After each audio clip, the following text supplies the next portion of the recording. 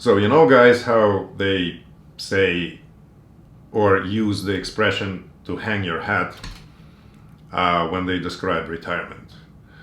So I don't know about hats. I was never big on hats. I think I wore this, like, ridiculous Russian winter hats, like, for some time, and I never liked them. And in Canada, despite a very similar climate, nobody wears them, and neither did I. So most of my 30 and change years in Canada I spent wearing baseball caps. And one of them, if we continue with the hanging your hat analogy, has been retired.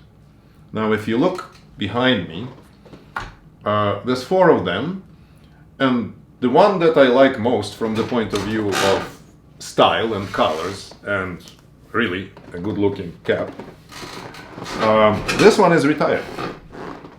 And why I'm saying this is very simple. You know how red and black are the colors of loss and gain? And it's Canada, and it's official. So I was that guy. I was an investment advisor in a very regulated, quite paternalistic, quite, I would say, let's call a spade a spade. It's an oligopoly, basically. It's dominated by large banks. And I worked for them, and I worked with independents, and everywhere you could feel the long shadow of regulation, because regulators care about you people, and they care about us, and they want everything to work.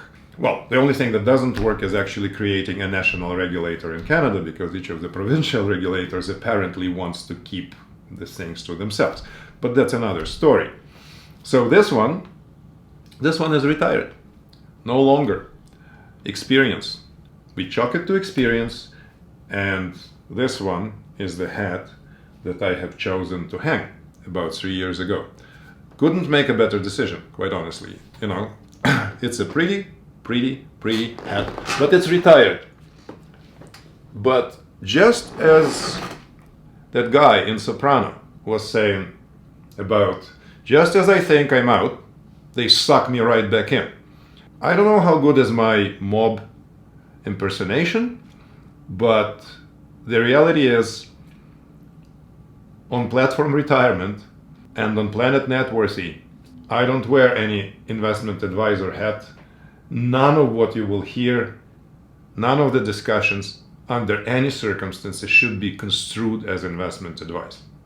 You can't be serious. How can it be an advice if I don't even know you? I know you're an income seeker.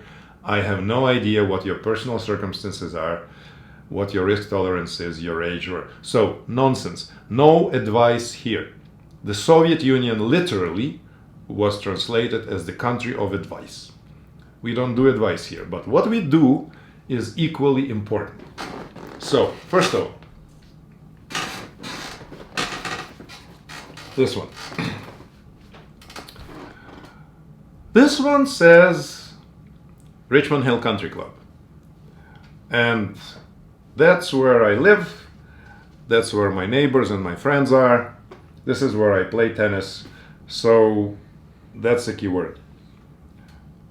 I'm a pretty decent tennis player. I played college tennis. I'm probably could be a pro. But what tennis added to my life is a couple of things. It's a strategic game. It can be played alone, and then you just take a win or a loss. Nobody's responsible. You are your own responsibility. Ridiculously competitive. Huge pressure. For somebody to win, somebody has to lose. 2, you have to have a high tennis IQ. You have to strategize. You have to have a game plan. You have to build points. You have to do passing shots. You have to adjust. You have to evolve. And if anything else is similar to this, it's investing. It's the economic game that is, and the retirement game, investment game. It's always a foot, right? So we are going to play strategic games, explain the moves, the tactics, and the strategies, and we will not limit ourselves to just money, just retirement. So that's the Richmond Hill Country Club hat. And by the way, If you decide to join us, hopefully this will feel like a club where there's meeting of minds, open-mindedness, discussions that are honest and without the preconceived conclusion to which you have to come at the end. And if we succeed with that, one head should be enough. But wait, there's two more.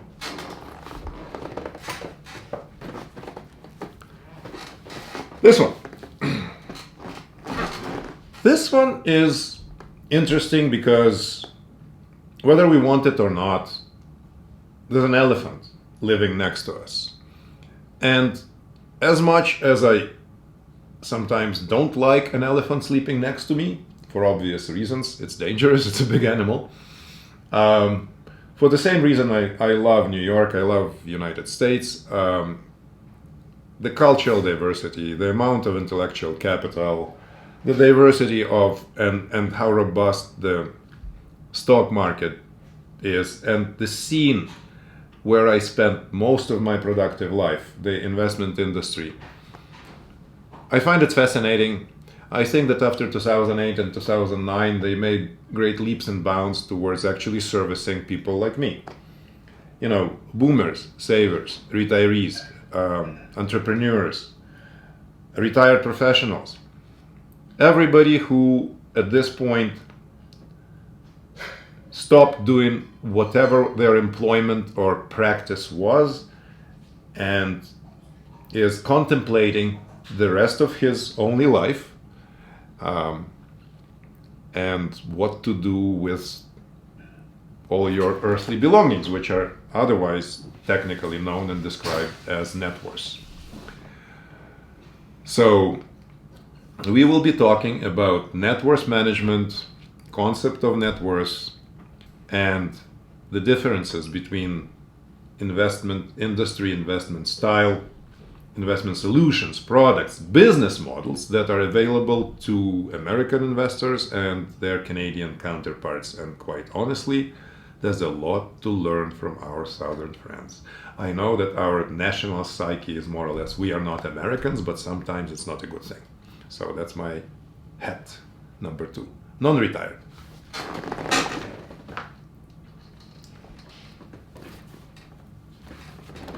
Now, finally, we are going to do a bit of freewheeling.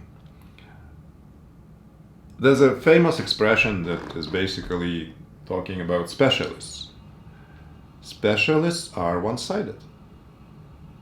Their expertise is in one defined plane.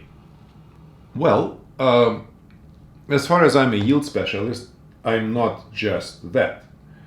And the subjects that we will discuss here will range from ecology to intelligence to investing to income generation.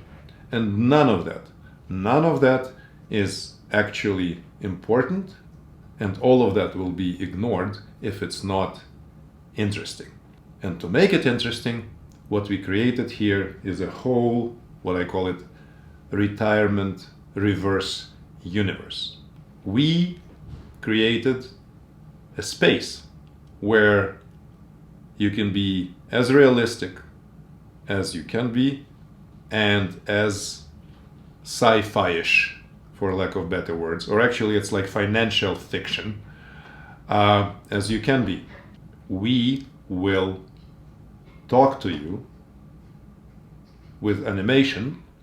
We will introduce a bunch of characters, and all of them are the kind of animals you probably have met in real life. Let's avoid spoilers. Actually, let the animals do the talking. Let me introduce Otto, the eye parrot, who will continue from here.